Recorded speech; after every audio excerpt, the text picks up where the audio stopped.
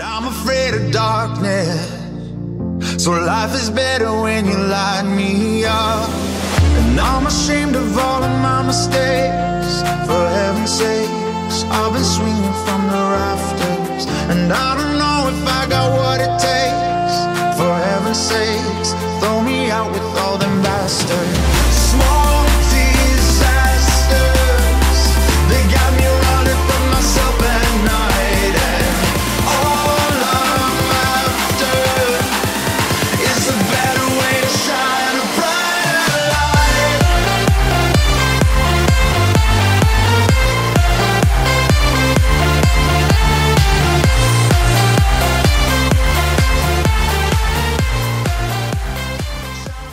Olá pessoal, e aí, como é que tá? Tudo bem?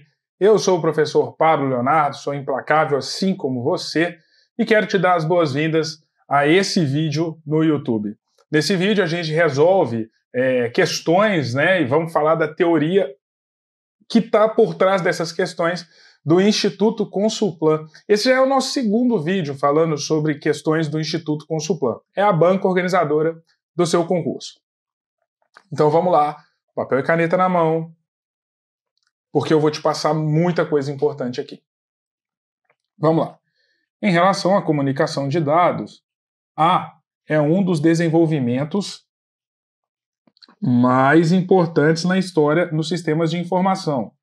Bom, é uma questão bem subjetiva, na verdade, né? É assim, mas qual que é um dos sistemas mais importantes? Né? A Consulplan considera a internet. Até porque a extranet tem a ver com a internet, então se não tivesse internet, não teria extranet. E a intranet também não. Por quê? Porque a intranet é uma variação da internet. Né? É a internet, tem toda a tecnologia que é usada na internet, porém, ela é uma rede privada, é uma rede que funciona dentro da empresa e por aí vai. Tá certo? Então, é isso. Telefonia, o que eu falo é o seguinte, né? Porque telefonia, gente, ela poderia ser a resposta, só que ele fala sistemas de informação. Telefonia é comunicação, não é sistema de informação. Então, assim, seria internet, você fala assim, isso é uma questão muito fácil. Sim, é muito fácil, mas se você fosse procurar chifre na cabeça de cavalo aqui, você achava. Tá certo? Então, ficou internet mesmo, é uma aberração da banca. Agora, essa questão aqui é ótima.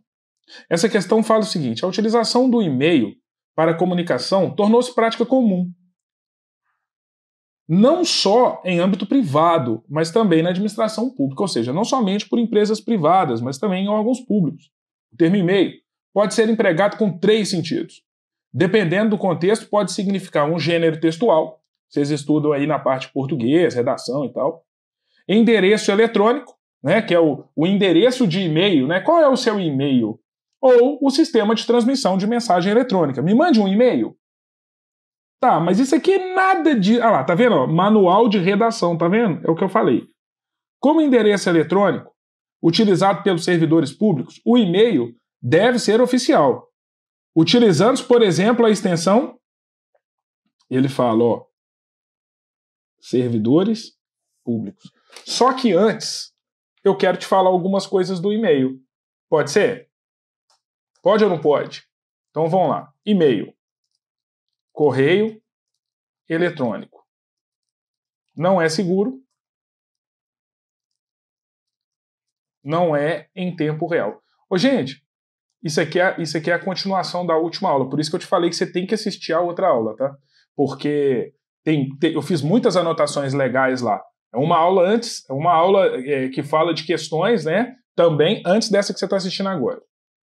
O e-mail é o correio eletrônico. Não é seguro, não é em tempo real. Ou seja, o e-mail, por padrão, ele não é criptografado. Quando você manda um e-mail para alguém, é possível que esse e-mail seja interceptado. Portanto, não é recomendável que você envie informações confidenciais por e-mail. Afinal de contas, como eu acabei de dizer, ele poderia ser interceptado. Ok? Então, não é seguro, não é em tempo real. Beleza.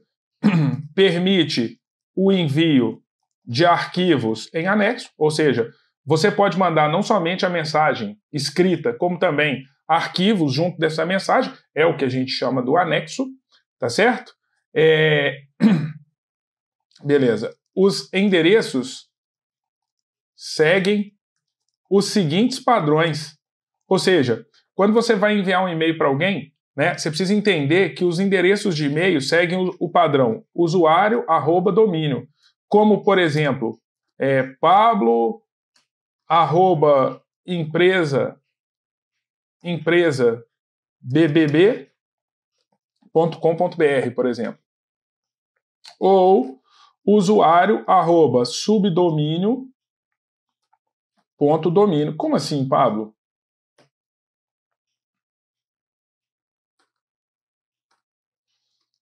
Pablo, diretoria.empresabbb.com.br. Tá certo? Então, gente, os endereços de e-mail, eles podem seguir o padrão usuário @domínio ou usuário @subdomínio.domínio. Tá certo? A questão fala em e-mail usado. Como é que ela fala? Pelos servidores públicos. Ou seja, órgãos do governo. E esses, por padrão, usam a terminação gov.br. Tá? Ô, gente, toma cuidado, tá? Aqui, ó, não confunda gov.br com org.br. Tá? Ó, o gov é o quê? Órgãos do governo. E o org, Pablo? Organização não governamental sem fins lucrativos. Organização não governamental sem fins lucrativos. Tá? Então, org, organização não governamental sem fins lucrativos, e gov, órgãos do governo. Beleza? Então, nós temos como resposta aqui a letra C. Tá? O com, gente, é o quê? Comercial, geralmente é empresa. Mas você está vendo que dava para confundir? Ele poderia ter colocado órgão do governo, né, para confundir mais ainda, mas tudo bem. Próxima questão. Vamos mais uma. Em comunicação de dados, a camada de aplicação do modelo TCP/IP é utilizada pela maioria dos programas para comunicação em rede. Vários protocolos operam nessa camada. Gente, entenda o seguinte. Qual que é a definição de protocolo? Protocolo, gente, é o quê? Regra de comunicação. Tá? Para que computadores possam se comunicar, é necessário, né, que eles sigam algumas regras. E essas regras são denominadas protocolos. Tá certo? Então, protocolos são regras de comunicação. Existe um protocolo que foi criado e através dele é que a internet foi possível, que é o TCP/IP. Tá? Esse TCP/IP é um conjunto de protocolo formado por 4 camadas. Isso é muito específico, eu vou pincelando aqui, mas eu recomendo que vocês dêem uma olhada nisso depois. Ele é formado por 4 camadas, que é a camada aqui, ó, 1, tan, e tan. Essas camadas são a camada de aplicação, a camada de transporte, a camada de rede, que também pode ser chamada camada de internet, e uma camada chamada camada física, ou de acesso ao meio. E cada camada dessa tem vários protocolos. Isso aqui, gente, é como se fosse um prédio com vários andares. Beleza? Mas os protocolos que são cobrados em massa pela nossa banca são os protocolos da camada de aplicação. E aí, né? Quais seriam esses protocolos da camada de aplicação? SMTP, POP3, IMAP, HTTP. A gente já falou dele. HTTPS, Telnet, DNS, DHCP. Tá? Principalmente esses. Todos esses aqui estão na camada de aplicação. E cada um deles serve para fazer uma coisa diferente. Beleza? Pessoal, então com essa questão aqui, a resposta dela é a letra D. Não é uma questão, né? Eu não consigo te explicar os protocolos todos e essa camada de protocolos sem ser em uma aula que vai durar mais ou menos 1 hora. Então eu não vou perder o tempo que eu tenho para resolver questões explicando isso tudo aqui, mas corra atrás dos protocolos do conjunto TCP/IP. Essa é a minha dica. Beleza. Olha só. Para realizar buscas na web e retornar menor quantidade de respostas, direcionando melhor as pesquisas com o Google, alguns procedimentos podem ser realizados. Diante do exposto, marque V para as afirmativas verdadeiras e F para as falsas. Aqui vai entrar o sistema de pesquisas do Google, né? Quando a gente usa o sistema de pesquisas do Google, a gente fala que a gente está usando o Google Search. Beleza. Então vamos lá. A busca por mobilidade urbana, entre aspas, retornará resultados com as palavras em qualquer ordem. Não. Tá? Não. Pessoal, quando eu faço a pesquisa assim, ó,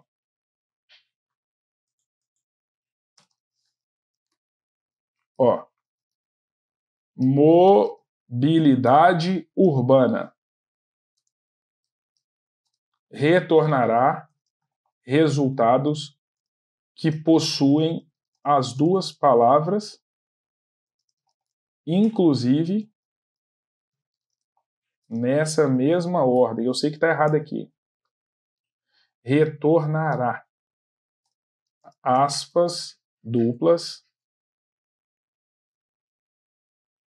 são usadas para fazer pesquisa restrita. Quando eu falo pesquisa restrita, quer dizer que eu estou restringindo a minha pesquisa. Ou seja, eu quero... Quer ver? Olha a diferença, gente. Se liga, ó. Mobilidade urbana. Olha quantos resultados ele vai achar. 22 milhões e 500 mil. Tá vendo aqui? Agora eu vou colocar entre aspas, pasmem, 15 milhões e 300 mil. Ah, detalhe, peraí. Eu comi aqui, né?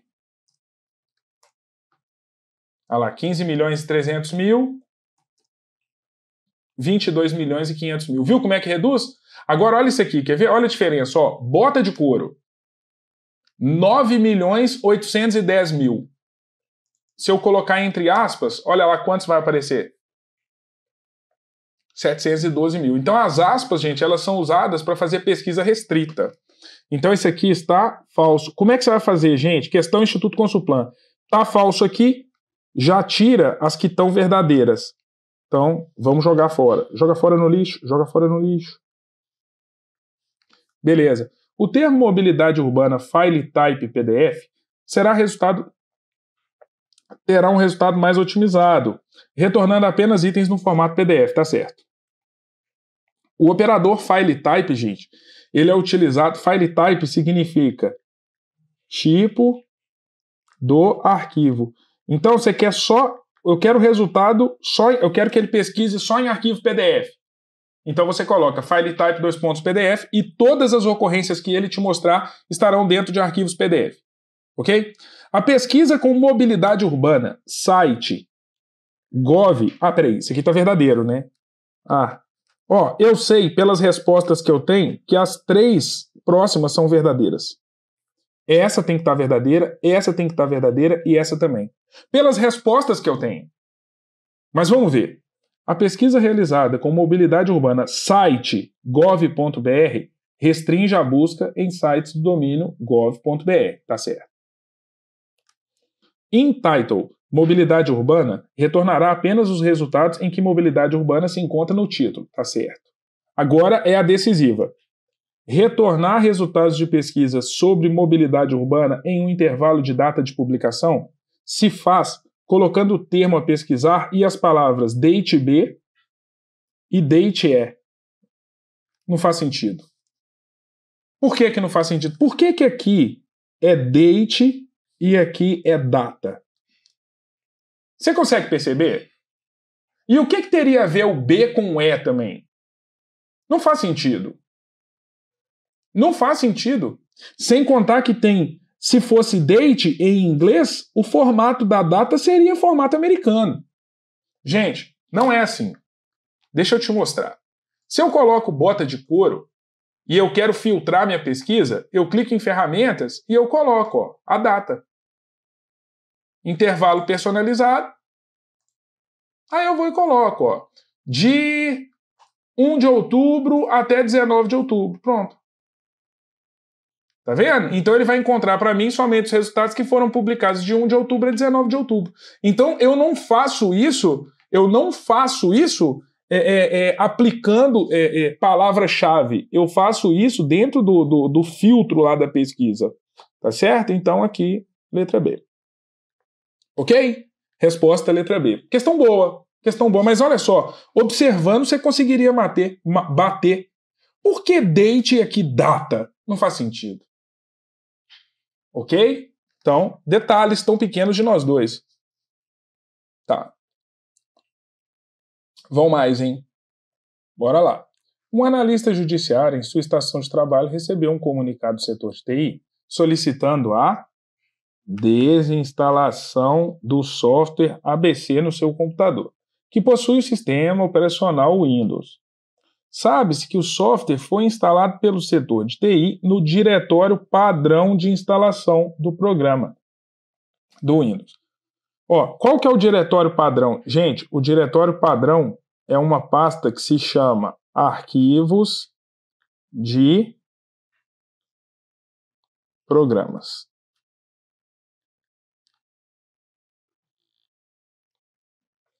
Beleza. O analista judiciário, então, visualizou a área de trabalho, selecionou o ícone de abertura do referido programa, clicando sobre ele, em seguida pressionou o botão Delete do seu teclado. Sobre o procedimento realizado, analise as afirmativas a seguir. Gente, primeiro detalhe, tá? Que essa questão aqui não colocou. O usuário não confirmou a exclusão. Só por isso eu já conseguiria um recurso nessa questão aqui. Porque, cara, se você pega um arquivo que está na sua área de trabalho, clica nele e deleta, olha lá, ele fica esperando você confirmar, ué. Enquanto você não confirmar, ele não faz nada, mas tudo bem. Aí ele fala, o software não foi desinstalado, já que esse não é o procedimento adequado de desinstalação. Tá certo. Gente, existe um local no Windows, dentro do painel de controle, que se chama Programas e Recursos, tá? E é por esses programas e recursos que você consegue remover o software. Ou então você localiza o software aqui no menu iniciar, vai com o botão direito em cima dele, tá? Aí você clica em desinstalar, tem essa opção também. Ok? Beleza. Se a 1 tá certa, a B tá errada e a D tá errada. Por quê? Porque não dão a 1 como certa. O ícone deletado é, na verdade, um atalho para o software, que, após a realização da operação de delete, é movido para a lixeira. Bom, peraí. Agora, na verdade... Não, tudo bem. Né? Na verdade... mas olha só.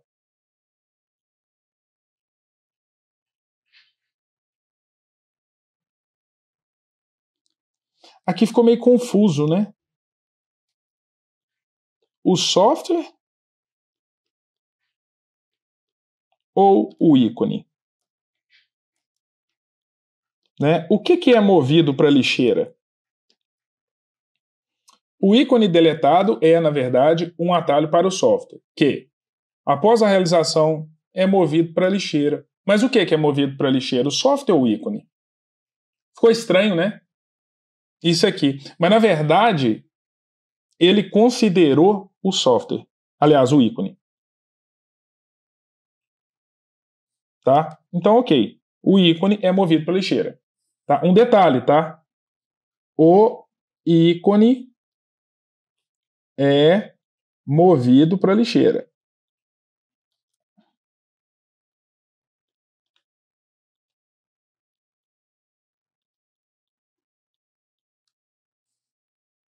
Beleza. E o 3. No Windows, o atalho de desktop, o que é desktop? Área de trabalho. Se trata apenas de um facilitador para abertura de programas, que armazena o caminho completo do endereço onde o software está instalado. Bom, tá certo, porque na verdade, gente, como ele falou que o programa foi instalado no seu diretório padrão, né, se é colocado um ícone na área de trabalho, esse ícone é simplesmente para abrir o programa, tendo em vista que o diretório padrão não é a área de trabalho. Ok? Então a resposta ficou sendo a letra A. Beleza.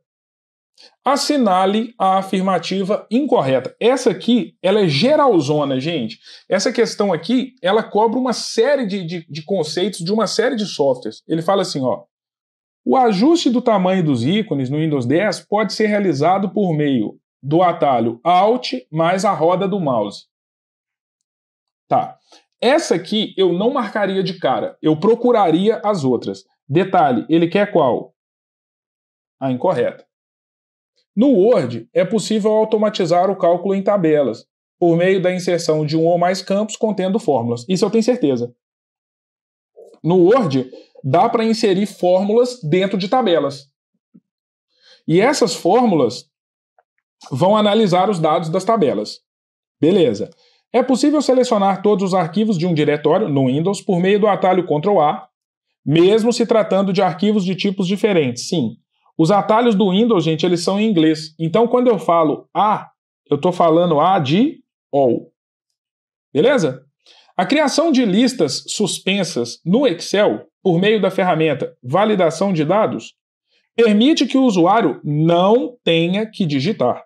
Ele simplesmente irá selecionar a informação necessária, evitando, assim, erros de digitação. Deixa eu te mostrar isso aqui.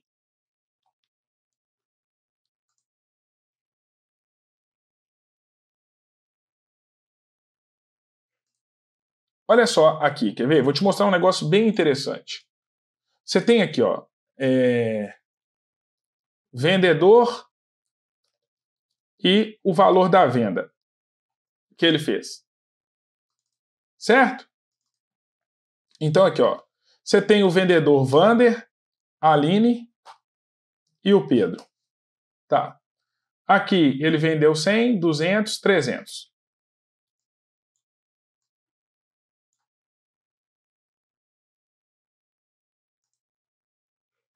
Aí, vamos supor o seguinte. Aqui eu coloco Vander, Vander, Vander, Vander, Vander. Olha lá, você está vendo que eu estou escrevendo errado, né? Pedro, Aline, Pedro. Aí, o que acontece? Eu quero saber quanto que o Vander vendeu. Vander, Aline e Pedro. Aí, aqui a função que eu vou usar não interessa, tá?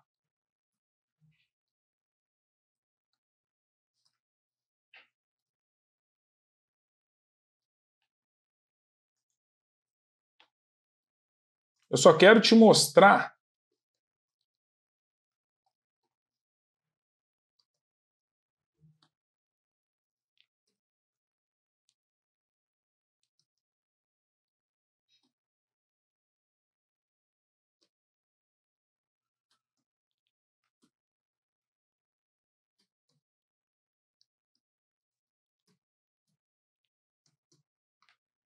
como é que isso aqui vai funcionar.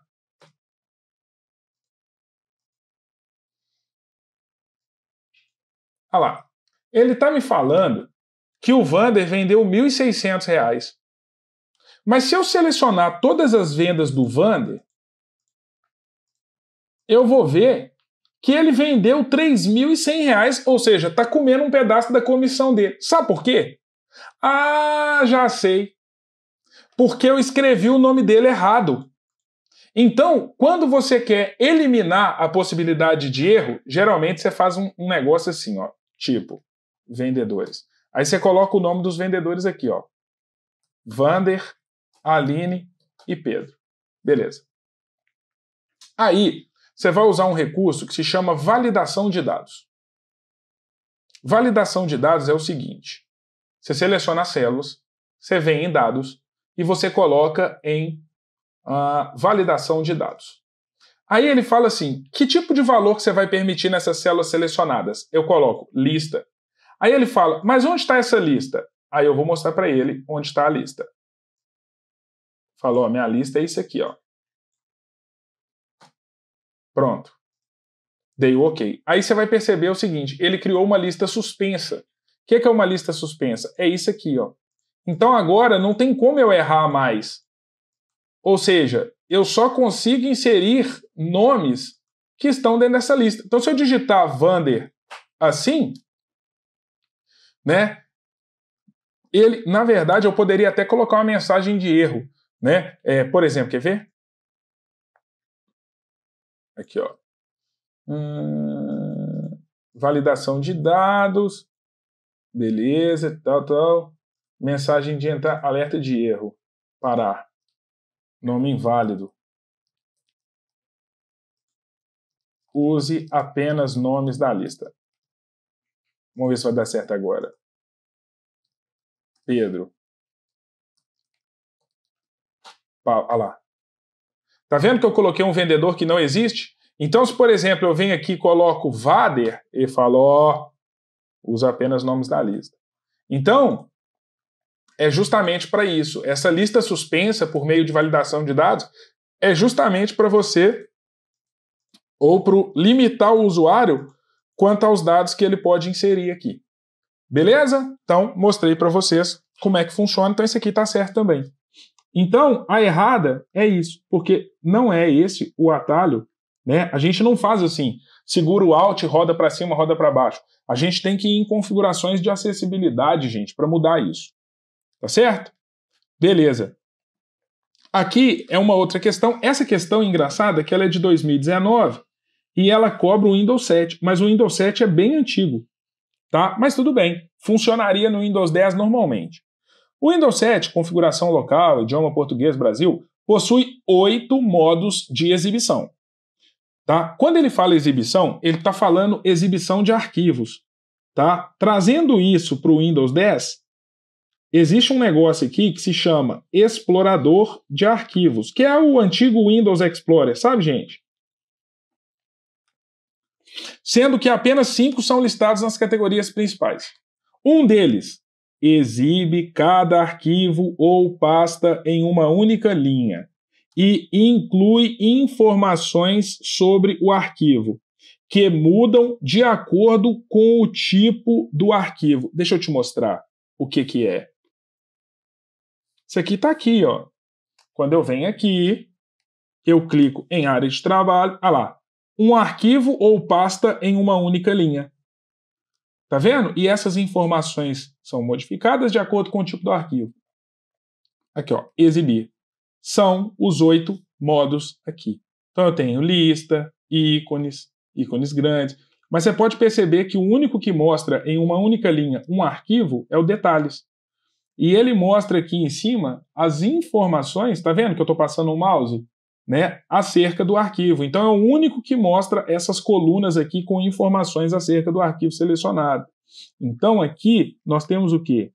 Detalhes. Tá certo? Agora, uma questão do Microsoft Word. Nessa questão do Microsoft Word, perceba o seguinte, ele mostrou essa imagem aqui. Tem uma coisa que normalmente a gente não usa, né? Que é essa imagem aqui, né, contornando com o texto. Tá? Aí eu já vou te mostrar aqui como é que eu faço isso. Aqui, ó. Eu vou inserir uma imagem, eu clico em inserir, imagem, vou escolher a imagem, eu tenho aqui algumas imagens salvas no meu computador, meio que nada a ver, por exemplo, vou colocar essa arma aqui.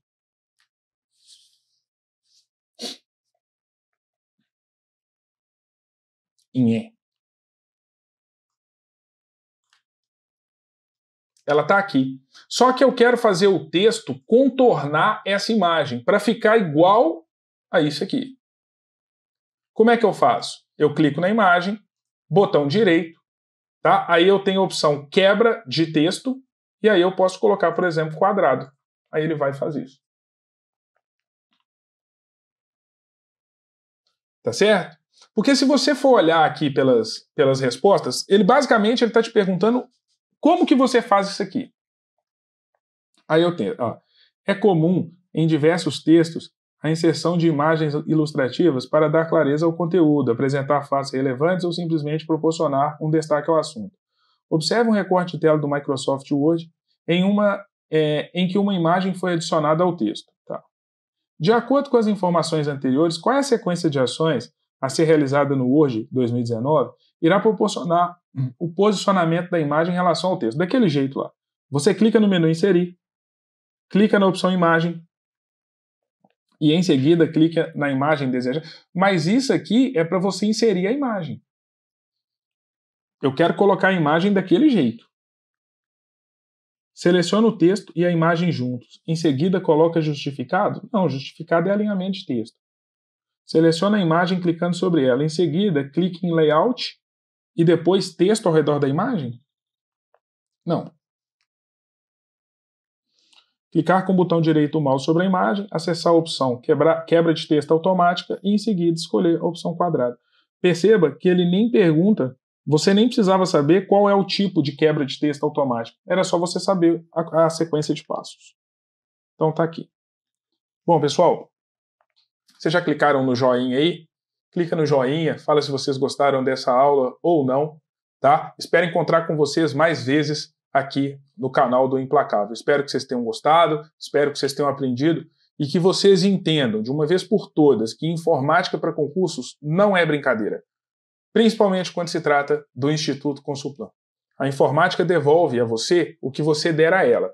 Se você der desprezo, se você der negligência, se você der pouco caso, ela vai te devolver na mesma medida. Ela vai tirar o seu sonho de ser aprovado no concurso. Agora, se você respeitar, se você planejar, se você estudar, esteja certo. Você vai conseguir vantagens, assim, indescritíveis perante os seus concorrentes. Ok? Fiquem com Deus, um grande abraço para vocês, tudo de bom. Tchau, tchau.